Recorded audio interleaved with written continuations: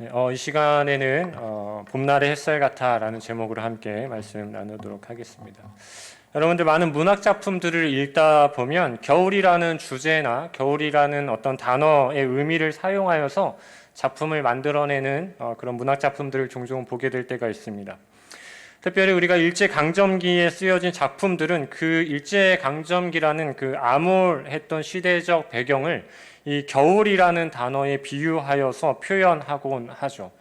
여러분들이 잘 알고 계시는 윤동주 시인의 별 해는 밤이라는 시에도 그러한 함축적인 내용들이 담겨져 있습니다. 그 내용을 한번 보면 이렇게 구성이 되어져 있죠. 별 하나의 추억과 별 하나의 사랑과 별 하나의 쓸쓸함과 별 하나의 동경과 별 하나의 시와 별 하나의 어머니. 그러나 겨울이 지나고 나의 별에도 봄이 오면 무덤 위에 파란 잔디가 피어나듯이 내 이름자 붙인 언덕 위에도 자랑처럼 풀이 무성할 계획이다 라고 이렇게 이야기합니다. 이 시에서 겨울은 식민지의 그 어두운 현실을 의미하죠. 그러나 이러한 문학들은 겨울이라는 배경에서만 그대로 머물러 있지 않죠. 이 겨울이 지나고 봄이 올 것을, 다가올 봄을 기다리고 기대하는 것이 담겨져 있습니다. 이 윤동주 시인의 시에서도 봄이 오면 무덤 위에 파란 잔디가 피어나듯이 라는 이 표현을 통해서 봄이 올 것에 대해서 기대하고 있는 것이죠. 여기서 말하는 이 봄이 바로 이제 광복을 의미하게 되는 것입니다. 특별히 이 당시에 신사참배를 강요당하면서 가혹한 고난을 당하던 많은 성도들에게 이 일제강점기라는 이 시기는 매우 가혹한 겨울과 같은 그러한 시대였을 것입니다. 그래서 우리가 종종 부르는 그 당시의 목회자들의 어떤 고백들을 통해서 그 당시 성도들이, 목회자들이 얼마나 간절히 봄날을 기다렸는지 우리가 생각해 볼 수 있는 것이죠. 특별히 손양원 목사님의 고백이 담긴 가사의 일부를 보면 이런 표현이 있죠. 우리가 자주 부르는 찬양의 가사이기도 하죠. 낮이나 밤이나 눈물 머금고 내 주님 오시기만 고대합니다. 먼 하늘 이상한 구름만 떠도 행여나 내 주님 오시는가 해. 이 짧은 문구 안에서 얼마나 주님이 다시 오시기를 간절히 염원하고 있는지, 기대하고 있는지 우리가 느낄 수 있는 것입니다. 삶의 하루하루가 현실적인 고난으로 인하여서 매우 길고 혹독한 겨울이었을 것입니다. 따라서 겨울이 지나고 봄이 오기를 기대했고, 이분들에게 있어서 봄이 올 수 있는 그 유일한 방법은 오직 예수님이 오시는 그 길밖에는 없었다라는 것입니다. 제가 지난주 우리 제자반 모임을 통해서 우리 제자반 식구들에게 한 가지 질문을 했습니다. 예수님이 빨리 오셨으면 좋겠는지 아니면 예수님이 천천히 오셨으면 좋겠는지 제가 질문을 좀 드렸어요. 그랬더니 앉아 계셨던 저희 식구들 대부분이 예수님이 좀 천천히 오셨으면 좋겠다라고 이렇게 대답을 하시더라고요. 그런데 어쩌면 지금 오늘을 살아갈 때 매우 가혹한 현실, 즉 이 겨울과 같이 춥고 외롭고 견디기 힘든 삶의 자리를 지나고 있는 성도님들은 어쩌면 예수님이 빨리 오셨으면 좋겠다라고 고백하실 수도 있을 것 같습니다. 성도 여러분, 우리가 예수님이 조금 천천히 오시든 아니면 조금 더 빨리 오시기를 기대하든 결국 중요한 사실은 이것이죠. 우리 모두는 봄날과 같이 우리를 찾아오실 예수님이 반드시 필요한 사람들이라는 사실입니다. 우리는 모두가 오늘도 영적으로 매우 매서운 겨울의 시대를 걸어가면서 앞으로 따뜻한 봄날을 기다리면서 그렇게 하루하루를 살아가는 사람들이 바로 우리들이라는 것입니다. 오늘 본문을 보면 우리가 어떠한 겨울과 같은 시대를 살아가고 있는지를 우리에게 말씀해 주고 있습니다. 오늘 본문을 보면 하나님의 위대했던 선지자 엘리야 역시도 매우 인생의 매서운 겨울 그 한가운데를 지나가고 있는 그 내용이 기록되어져 있습니다. 오늘 우리가 읽었던 이 본문 19장 바로 앞장인 18장에는 어떠한 내용이 기록되어졌냐면 엘리야가 갈멜산에서 바알 선지자들과의 대결에서 완전한 승리를 얻게 되어지는 내용이 18장에서 기록되어져 있습니다. 사실 이것은 바알 선지자 그 뒤에 있는 아합 왕과 엘리야의 대결이었던 것이죠. 그러나 아합은 이 당시에는 허수아비와 같은 그러한 왕에 불과했습니다. 아합의 권세를 이용해서 이스라엘의 실권을 가지고 있었던 사람은 아합 왕의 아내였던 이세벨에게 있었기 때문인 것이죠. 이 이세벨은 강하였고 동시에 매우 악한 여왕이었죠. 엘리야와의 대결에서 진 아합은 엘리야의 지시대로 움직이게 되었지만, 그러나 사실 본격적인 대결은 아합과 엘리야의 대결이 아니라 이세벨과 엘리야의 대결이었던 것입니다. 엘리야가 하나님을 사랑했듯이 이세벨도 바알을 그만큼 사랑하며 숭배했고, 따라서 이 둘의 대결은 불가피한 것이었습니다. 그러나 성경에 기록되어져 있는 것처럼 엘리야는 이세벨에게 처참하게 참패를 당하게 되죠. 우리가 사실 기대하는 것은 갈멜산에서 여호와의 능력으로 멋지게 그 바알의 선지자들을 물리쳤던 것처럼 이 이세벨에게 있어서도 엘리야가 멋지게 승리할 것을 우리는 사실 기대하게 되는 것이죠. 아합과의 대결에서 여호와께서 함께 하셨으니 이세벨과의 대결에서도 여호와께서 함께 하심으로 당연히 승리할 수 있을 것이라고 기대하게 되는 것입니다. 그러나 엘리야는 이세벨의 말 한마디에 싸워보지도 못하고 패배하게 되는 것이 오늘 본문에 기록되어져 있는 것입니다. 아합 왕이 갈멜산에서 있었던 일들을 이세벨에게 말하게 되죠. 그리고 이세벨이 사신을 엘리야에게 보내면서 이렇게 말합니다. 내가 내일 이맘때에는 반드시 내 생명을 저 사람들 중 한 사람의 생명과 같게 하리라 라고 말합니다. 그러니까 네가 죽인 저 바알 선지자들처럼 너도 반드시 내가 죽이고 말겠다라고 이렇게 선전포고를 했던 것입니다. 이 말 한마디에 엘리야는 생명의 위협을 느끼고 도망가는 모습을 보이고 있다라는 것입니다. 19장 3절 말씀을 보면 이렇게 기록되어져 있죠. 그가 이 형편을 보고 일어나 자기의 생명을 위해 도망하여 유다에 속한 브엘세바에 이르러 자기 사원을 그곳에 머물게 했다라고 기록하고 있습니다. 그러니까 자기의 생명을 위해 도망치고 있는 엘리야의 이 연약한 모습, 우리는 이런 엘리야의 모습을 보면서 어쩌면 실망할 수도 있습니다. 갈멜산에서 그렇게 멋지게 대승을 거둔 엘리야가 지금 이 이세벨이라는 여인의 말 한마디에 도망자 신세로 전락해버린 것은 누구도 원하지 않는, 누구도 기대하지 않는 내용이기 때문입니다. 근데 이러한 모습은 사실 우리의 삶과도 일치하는 모습일 수 있다는 것이죠. 우리도 신앙생활을 하다 보면 하나님께서 우리와 함께 하신다는 그 사실, 그 믿음을 통해서 우리가 은혜가 참 충만할 때는 하나님과 동행하면서 세상을 믿음으로 멋지게 이기면서 그렇게 살아가기도 합니다. 그래서 우리는 기대하게 되는 거죠. 내일도 내가 하나님과 승리하며 살아가야지. 내일 모레도 이번 한 주간도 내가 하나님과 동행하며 반드시 승리하며 살아가야지 라고 이렇게 기대하면서 하루하루를 살아가죠. 그러나 여러분, 현실은 어떻습니까? 예상치 못했던 세상의 여러 공격들 앞에서 우리도 엘리야처럼 한순간에 처참하게 패배를 맛보고 경험하게 될 때가 있는 것입니다. 여러분, 우리의 신앙이 꺾이는 것은 한순간에 일어나는 것이죠. 신앙생활을 정말 잘 하다가도 내가 예상하지 못했던 어떤 질병이 한순간 내 삶에 찾아오게 되었을 때, 우리의 가정에 정말 예기치 못했던 내가 해결할 수 없는 문제가 발생하는 그 단 한순간에 우리의 신앙이 꺾일 수 있는 것입니다. 또 내가 정말 믿었던 사람들과의 관계가 내가 예상치 못했던 한순간에 그 관계가 깨어지는 순간, 그 순간에 우리의 신앙은 마치 영원히 패배한 사람처럼 그렇게 무너져 내릴 때도 있다라는 것입니다. 오늘 본문의 엘리야처럼 한순간에 도망자로 전락해버리는 그러한 모습이 우리의 삶 속에서도 분명히 나타날 수 있다는 것이죠. 여러분, 그때가 언제입니까? 그때가 우리의 삶에 찾아오는 신앙의 영적인 겨울, 그 한가운데를 우리가 지나게 되는 시간이 되는 것입니다. 생명을 빼앗겠다는 이세벨의 그 말 한마디에 의해 도망자가 되어버린 그 엘리야가 지금 이러한 참혹한 겨울과 같은 시간을 보내야 했다라는 것입니다. 오늘 본문은 그런 겨울과 같은 시기를 보내고 있는 엘리야가 어떤 상태인지를 우리에게 잘 보여주고 있어요.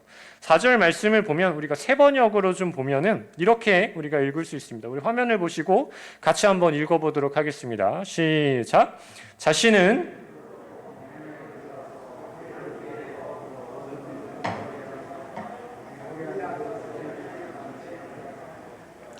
주님, 이제는 더 바랄 것이 없습니다.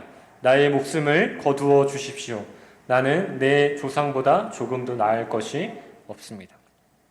여러분, 엘리야가 얼마나 이세벨을 두려워하고 있는지가 이 내용에 잘 담겨져 있는 것입니다. 엘리야는 이세벨을 피해서 도망가는 길에 유다에 이르게 되었을 때의 사환을 브엘세바에 남겨두게 되어지죠. 그리고 하룻길을 더 꼬박 걸어가게 되어집니다. 여러분, 여기서 유다를 지났다라는 것은 아합의 영토, 즉 이세벨의 영향력이 끼치는 그 북왕국 이스라엘을 벗어났다라는 것을 의미하는 것이죠. 그리고 남왕국 유다에까지 이르렀고 그 유다를 지나왔다라는 것을 의미하고 있습니다.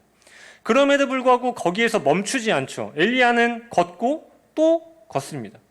이제 아무도 살지 않은 어디까지 걸어 들어가냐면 광야까지 걸어 들어가게 되었습니다. 광야까지 걸어 들어갔음에도 불구하고 성경은 하룻길을 더 걸었다라고 기록하고 있는 것입니다. 그러니까 이세벨의 영향력을 한참 벗어나 아무도 살지 않은 광야에 들어갔음에도 불구하고 하룻길을 더 걸었다라는 것은 그만큼 엘리야가 이세벨을 두려워하고 있다라는 것을 말하고 있는 것입니다. 이세벨을 얼마나 두려워하고 있는지 그의 한 걸음 한 걸음 속에서 그 두려움의 깊이가 느껴지게 되는 것이죠. 그렇게 걷던 엘리야가 어떤 로뎀 나무를 발견하게 되고 그 나무 아래서 이렇게 기도했던 것입니다. 주님, 더 바랄 것이 없습니다. 나의 목숨을 거두어 주십시오.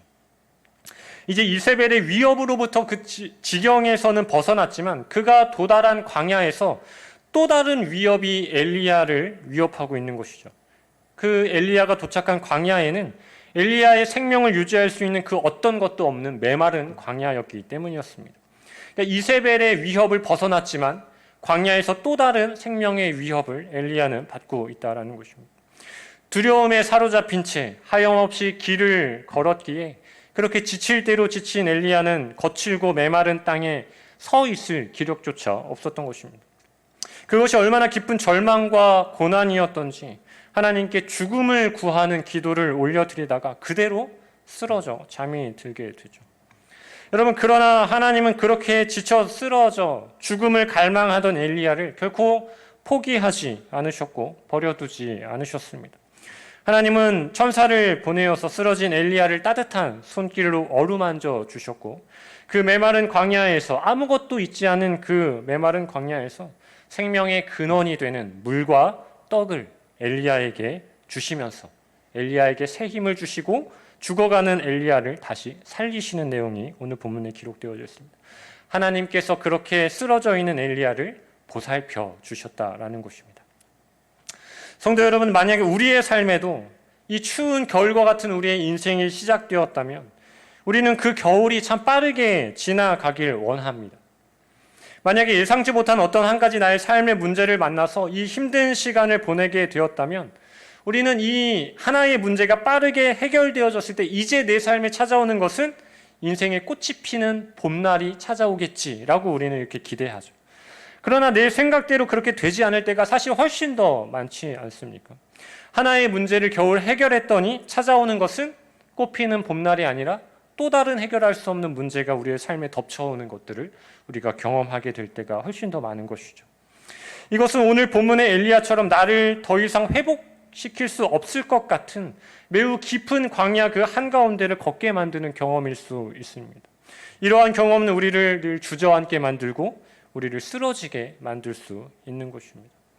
그러나 사랑하는 성도 여러분, 우리가 그럼에도 불구하고 이런 깊은 겨울, 매섭고 괴로운 슬픔고 아픈 이 겨울을 우리가 지내갈 때에도 우리의 삶을 결코 포기하지 않고 우리가 끝까지 인내하면서 다시 일어설 수 있는 이유가 있다면 무엇이겠습니까? 바로 우리를 보살피시는 분이 계시기 때문인 것이죠. 우리를 어루만지시고 우리의 생명과 새 힘을 주시기 위해서 우리 가운데 찾아오시는 분이 계시기 때문인 것입니다. 여러분, 그분이 누구입니까? 우리의 영원한 생명의 물이 되어주시고 우리의 생명이 떡이 되어주시는 바로 예수 그리스도이신 것이죠. 더욱이 우리의 아픔과 우리의 힘겨움을 이해하시고 우리를 친히 어루만져 주시기 위해서 우리의 인생 한가운데로 우리를 찾아오신 분, 그분이 바로 우리가 믿는 예수님이시죠. 그 예수님께서 우리와 함께 하시기 때문에 우리가 비록 겨울과 같은 인생의 그 한가운데를 걸어갈지라도 우리는 그곳에서도 포기하지 않고 인내하며 새 힘을 얻으며 한 걸음씩 한 걸음씩 봄날을 향해서 걸어갈 수 있는 것입니다. 예수님은 우리 곁에 늘 찾아오셔서 우리를 그렇게 응원해 주시고 우리를 어루만지시며 우리의 필요를 채워주시면서 우리를 그렇게 보살펴 주시는 분이시기 때문입니다. 우리가 지쳐 쓰러질 때 우리를 보살피시는 그 예수 그리스도와 우리와 늘 함께 하심을 기억하면서 우리를 늘 어루만지시고 새 힘 주시기를 원하시는 분이 우리가 믿는 예수님이라는 사실을 기억하면서 우리의 그 걸음 가운데 날마다 새 힘을 얻게 되어지는 우리 모든 성도님들의 삶이 될 수 있기를 간절히 소망합니다. 여러분, 오늘 본문에서 하나님은 이 엘리야의 긴 겨울을 끝내주시기 위해서 천사를 보내주셨지만 하나님께서 우리의 인생의 겨울을 끝내주시기 위해서는 예수님을 보내주신 것이죠. 사실 여러분, 우리는 우리의 죄로 인해서 영원히 끝나지 않는 혹독한 겨울을 보내야 했던 사람들이 바로 저와 여러분들이었습니다. 우리가 엘리야처럼 광야를 걷는 듯한 우리의 걸음은 늘 고생으로 가득한 걸음을 걸어야 했고 파멸의 걸음, 파멸의 길을 걸을 수밖에 없는 사람들이 바로 저와 여러분들이었습니다. 로마서 3장 16절에서 18절 말씀이 이와 같은 사실을 우리에게 말씀하죠. 파멸과 고생이 그 길에 있어 평강의 길을 알지 못하였고 그들의 눈앞에 하나님을 두려워함이 없느니라 함과 같으니라. 그러니까 우리가 걸어가야 하는 길은 늘 파멸과 고생의 길을 걸어갈 수밖에 없는 그러한 사람들이 바로 저와 여러분들이었다라는 것입니다. 그런데 예수님께서 우리의 영혼에 봄날을 주시기 위해서 봄날의 햇살같이 우리를 찾아와 주신 것이죠. 예수님께서 우리의 길이 되어 주셨고 예수님께서 우리의 생명이 되어 주심으로 인하여서 우리의 영원했던 신앙의 겨울에 햇살이 비추어지기 시작했던 것입니다. 예수님이 우리의 햇살로 우리를 찾아와 주셨기 때문인 것이죠. 사랑하는 성도 여러분, 혹시 오늘도 지금도 엘리야처럼 외롭고 힘들고 괴로운 걸음을 걷고 있는 우리 성도님들이 계신다면 천사가 엘리야를 어루만져 주었듯이 예수님께서 여러분들을 따뜻한 손길로 어루만져 주시고 계신다는 사실을 기억할 수 있기를 간절히 소망합니다. 메마른 광야에서 생명의 근원이 아무것도 없는 그 땅에서 물과 떡으로 엘리야를 살리셨던 것처럼 영원한 생명 대신 물과 떡이 되어주시는 예수님께서 우리를 죄와 사망에서 살리셨다는 이 놀라운 사실을 우리가 기억할 수 있기를 간절히 소망합니다. 여러분의 모든 인생 속에 찾아가셔서 여러분들을 보살피시는 그 예수님으로 인하여서 날마다 아침마다 새로운 그 힘을 얻고 그 하루를 주와 함께 기쁨으로 살아낼 수 있는 우리 모든 성도님들의 하루하루의 삶이 될 수 있기를 간절히 소망합니다. 여러분, 그렇다면 길었던 우리의 영적인 겨울의 시간을 우리가 예수님으로 인하여서 우리의 겨울을 끝내게 되었다면 이제 우리는 어떠한 삶을 살아내야 하겠습니까? 우리도 예수님처럼 누군가의 봄날의 햇살이 되어 주어야 하는 것입니다. 여러분, 얼마 전 인기 중에 종영한 드라마 이상한 변호사 우영우라는 드라마가 있었죠. 많은 분들이 아마 보셨을 거라고 생각이 되어집니다. 그 드라마를 보다가 정말 제 마음에 깊이 꽂힌 한 가지 대사가 있었습니다. 이런 대사였어요. 이 드라마는 보신 분들도 계시겠지만 자폐 스펙트럼을 가지고 있는 한 우영우라는 변호사가 늘 자신을 챙겨주고 도와주었던 동료 변호사 최수연이라는 변호사에게 말했던 대사였습니다. 너는 봄날의 햇살 같아. 로스쿨 다닐 때부터 그렇게 생각했어. 너는 나한테 강의실의 위치와 휴강 정보와 바뀐 시험 범위를 알려주고 동기들이 날 놀리거나 속이거나 따돌리지 못하게 하려고 노력해. 지금도 너는 내 물병을 열어주고 다음에 구내식당에 또 김밥이 나오면 나한테 알려주겠다고 해. 너는 밝고 따뜻하고 착하고 다정한 사람이야. 봄날의 햇살 최수연이야. 라고 이렇게 이야기합니다. 여러분, 사실 예수님께서 우리에게 봄날의 햇살이 되어주신 것처럼 이제 우리도 이웃을 사랑하라는 그 주님의 말씀 앞에서 우리도 누군가의 따뜻한 봄날의 햇살과 같은 사람이 되어주어야 하는 것이죠. 우리 주변에는 여전히 두 가지 측면에서 끝나지 않은 긴 겨울을 보내고 있는 사람들이 있습니다. 첫째, 영적으로 추운 겨울을 보내고 있는 사람들이 존재하죠. 이 사람들은 원래 우리가 경험해야 했던 그 죄의 상태로 인하여서 영원히 죽음을 향해 끝없이 겨울을 지나야 하는 사람들입니다. 우리가 그 걸음을 천국을 향한 걸음으로 바꿀 수 있었던 이유는 누군가 우리에게 봄날처럼 찾아와서 예수님이라는 이 복음의 놀라운 소식을 우리에게 전해 주었기 때문인 것이죠. 하지만 그들에게는 여전히 예수님이라는 복음의 소식이 전해지지 못했기 때문에 영적인 추운 겨울을 여전히 영원히 죽음의 길을 그렇게 걸어가고 있는 것입니다. 여러분이 복음의 소식을 전해 줌으로써 그들의 영혼에 봄날의 햇살을 비춰줄 수 있는 것입니다. 여러분, 두 번째로 실제적으로 삶의 추운 겨울을 보내는 사람들도 있습니다. 예수님께서 지친 우리의 삶에 찾아오셔서 우리를 어루만지시고 우리를 보살펴 주셨듯이 우리도 이웃을 찾아가서 그들의 마음을 어루만져주고 보살펴 줄 수 있어야 한다는 것입니다. 여러분, 우리 염창중앙교회가 나아가는 방향성 두 번째, 세상 속으로 있잖아요. 보살핌과 위로가 필요한 우리 학생들에게 장학금을 전달하고 따뜻한 손길이 필요한 우리 이웃들에게 이웃 나눔, 이 사랑 박스를 전달하면서 그렇게 세상 속에서 교회가 그들의 따뜻한 봄날과 같은 햇살이 되어주는 것이죠.